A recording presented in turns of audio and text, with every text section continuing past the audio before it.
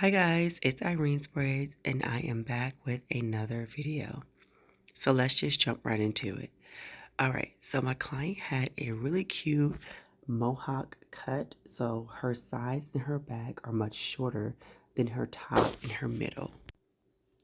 But that's no worries. So what I'm going to do is apply that same even braid gel to her hair, comb it through, so that way each section that I begin to braid will be able to be gripped neatly. So as I'm parting her hair out, I want to explain how I like to prepare the braiding hair. So when it comes to the braiding hair, you guys, I am going to take 2 pieces of Expressions braiding hair and I'm going to cross them over one another as if I'm making a cross to make 3 legs, like so. So you take those 2 pieces in medium sizes, maybe more small medium sizes, and then you're going to cross them over one another like so. Now you have 3 legs. You see that?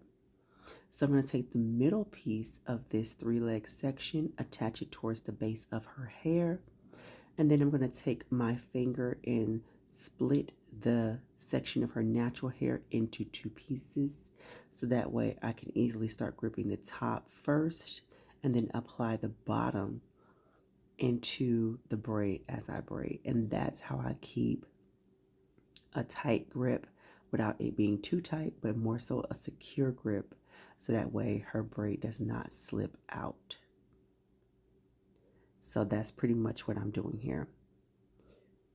Now, as the video continues to go forward, you will definitely get more so of a close view of what I'm doing here, so that way you can see exactly how to split the natural hair up into two sections, where you'll start braiding the top first and then apply the bottom.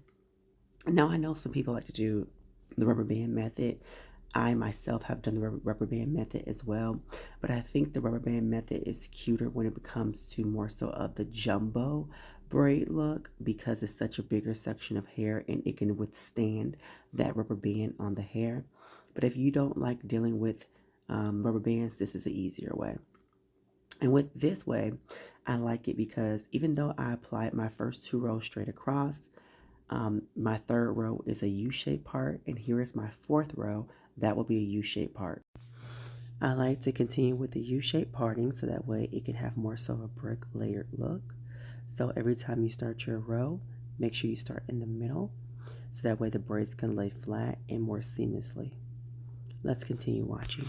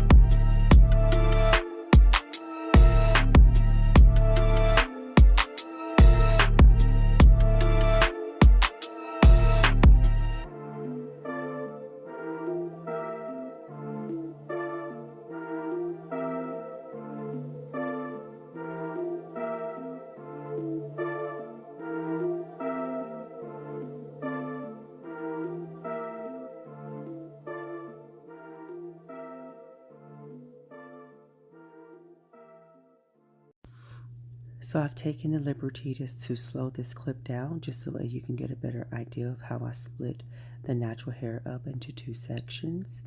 And as I stated in the beginning of this video, I will take my 3 legs and use the middle leg to attach it to the hair.